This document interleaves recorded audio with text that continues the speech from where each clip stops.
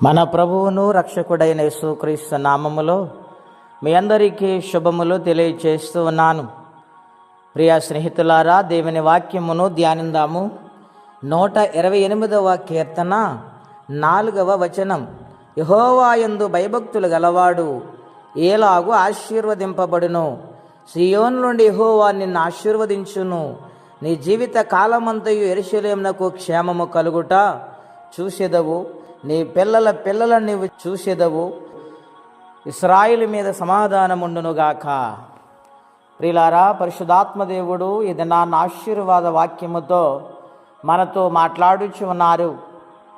అవును, దేవుని యందు భయభక్తులు గలవారు ఎలాగూ ఆశీర్వదించబడతారు, వారి జీవితాలు ఏ విధముగా ఫలిస్తాయో, వారి కుటుంబాలు ఏ విధమైన అభివృద్ధిని చూస్తాయో, వారి బిడ్డలు ఏ విధముగా ఫలిస్తారో ఇక్కడ వ్రాయబడింది. ప్రియులారా, కారణం ఏమిటంటే ఆయన యందు వారు భయభక్తులు కలిగి ఉన్నవారు గనుక ఆయన మాట అంటే భయము, ఆయన యొక్క వాక్యం అంటే భయము, ఆయన యొక్క సన్నిధి అంటే భయము, ఆయన యొక్క పాట అంటే, ప్రార్థన అంటే, ఆరాధన అంటే భయముతో చేస్తారు గనుక వారు దీవించబడతారు, వారు వర్ధిల్లుతారు, వారు ఉన్నతమైన స్థితిలో బ్రతుకుతారు.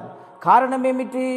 దేవుని భయం వారిలో ఉంది గనుక దేవుని పని విషయములో, దేవుని యొక్క సన్నిధానములో యథార్థమైన హృదయముతో వారు పరిసరే చేస్తారు గనుక, పనివారిగా ఉంటారు గనుక వారు దీవించబడతారు. వారి కుటుంబంలో పిల్లలు ఒలివ మొక్కల వలె వర్ధిల్లుతారని ఇక్కడ వ్రాయబడింది. ప్రియులారా, గనుక దేవుని భయము చేత ఏ కుటుంబం అయితే ఉంటుందో, ఏ బిడ్డలైతే ఉంటారో, ఏ యొక్క దేశం అయితే ఉంటుందో ఆ దేశమును కూడా దేవుడు ఆశీర్వదిస్తానని వాగ్దానము చేస్తూ ఉన్నారు. గనుక దేవుని యందు భయభక్తులు కలిగి ఉండే దేవుని సందులో బ్రతికి వారి ఉందామా? అటువంటి తీర్మానము చేసుకున్నప్పుడు ఖచ్చితంగా దేవుడు మనల్ని కూడా దీవిస్తారు. అటువంటి జీవితం కలిగి ఉండాలని కోరుకుంటూ ఈ మాటలు నేను ముగిస్తున్నాను. ప్రార్థన. పరిశుద్ధుడైన మా తండ్రి, ఘనమైన మీ నామం కొరకై స్తోత్రములు.